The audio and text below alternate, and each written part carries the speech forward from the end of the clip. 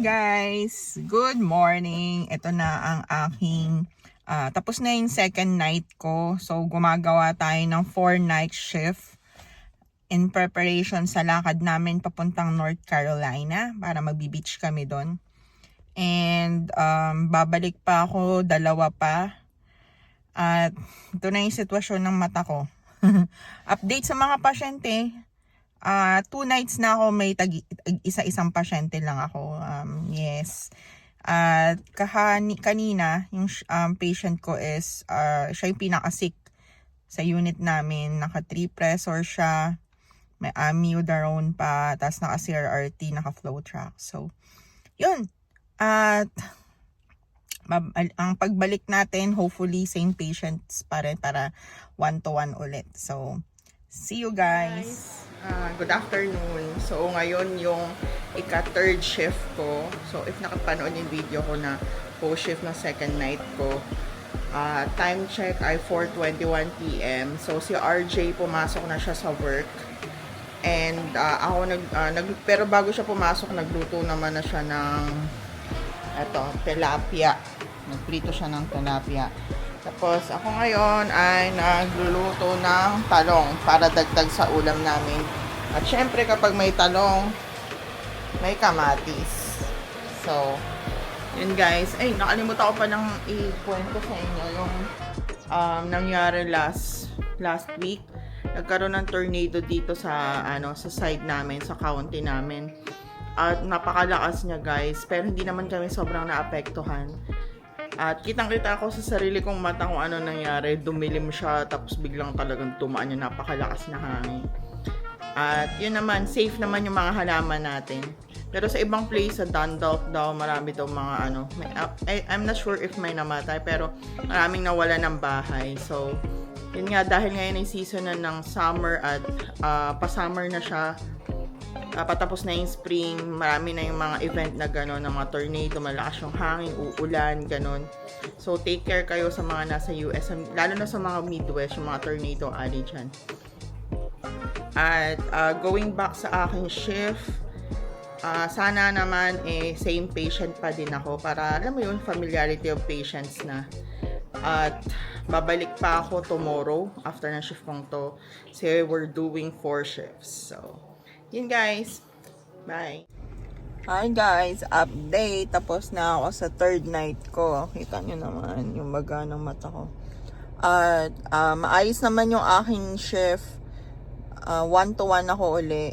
At same patient. Yun nga lang, naka-receive ko na naman si auntie girl. Naku po. Pero tahimik na siya, hindi siya nagtatanong. Alam mo, pero bad trip siya. Ganun yung datingan niya. Pero so far so good. Maganda naman ang balita na alam ko nag-resign na siya. Nagre-render na lang siya ng few weeks na lang. Yun ang narinig ko. So, masaya na.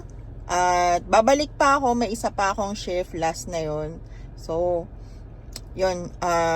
Yun na. Magiging off. Magkakaroon tayo ng 7 days off para makapagpamasyal sa North Carolina.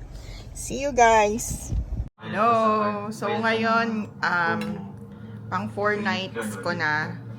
Ewan ko bakit ko ba din na-document kasi first time kong mag-straight na 4 na gabi. Titingnan ko kung kakayanin ko ba, tapos uulitin natin para pag-usapan nga natin yung yung makatapos tayo ng kontrata ng mas maaga. So, yun nga, kasi nag-overtime ako as much as possible. Pero this time, hindi to OT. In-squeeze ko lang yung pag-shift ko para, dun nga sa nabanggit ko na matapos, magamit ko ng long off yung pag-travel namin sa North Carolina.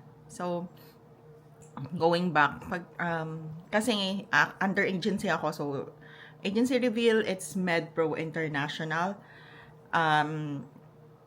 So, last January, kukwento ko na lang din, short story time, na pinalitan nila yung contract.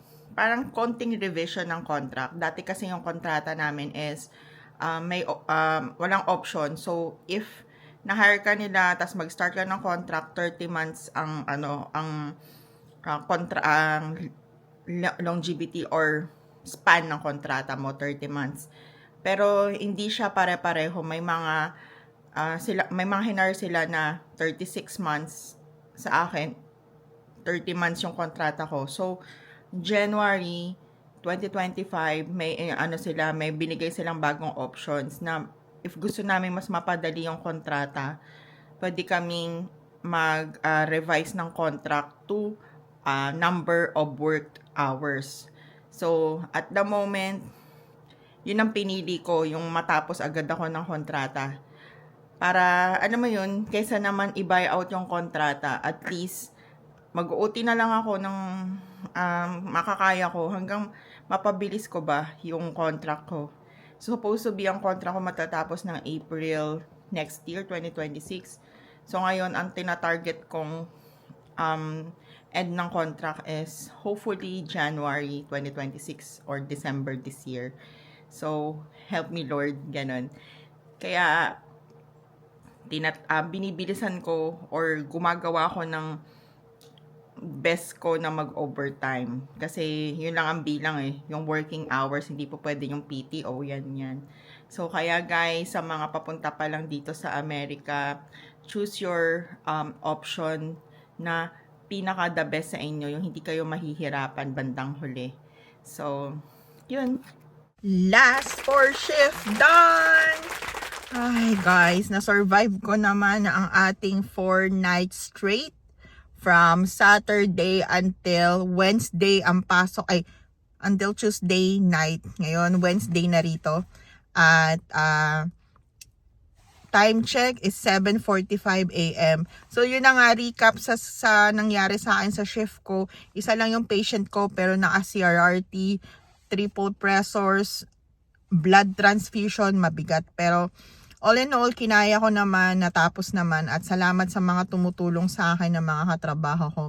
Yun na lang guys, God bless everyone. Guys, good morning, welcome sa Team Perez Vlog. So, dito kami ngayon sa Asian Store, sa H-Mart. Yan, kuhanan natin, papunta natin dun. Bibili lang kami ng tumbong. Ako na nagmaneho.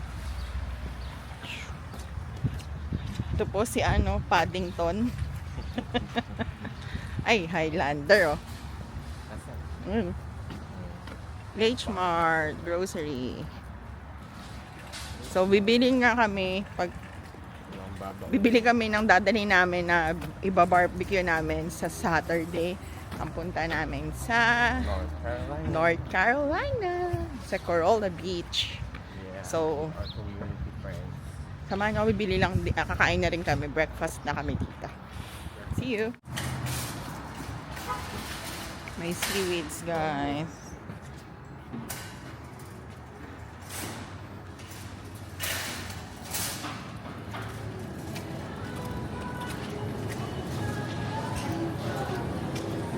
K-Town.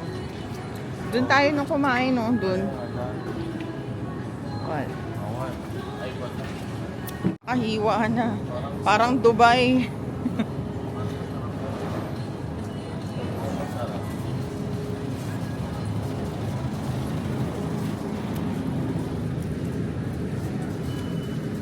Tayo sa area.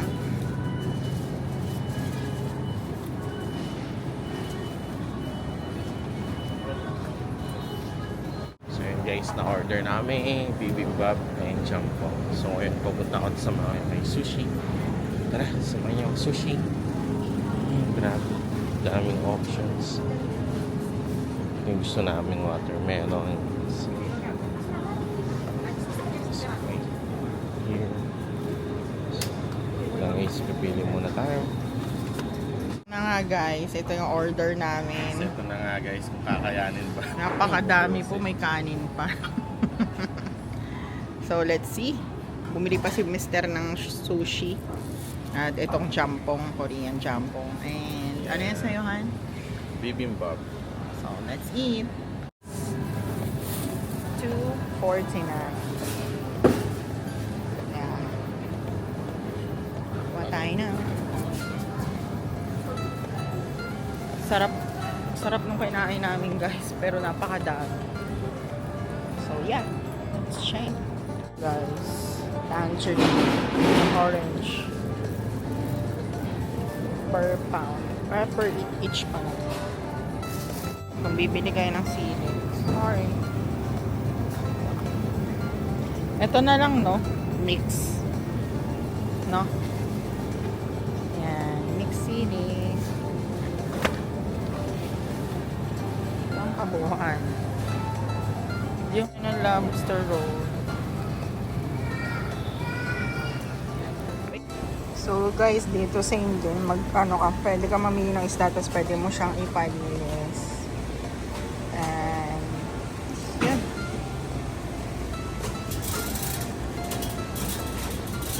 Kantay lang tayo na ito pa yung mga nakikita mga products dito. So, mga gamit sa bahay. At, medyo pricey siya kasi galing pa siya sa Korea. Guys, bahay na kami. At hindi na kami nakapag-video ng lahat.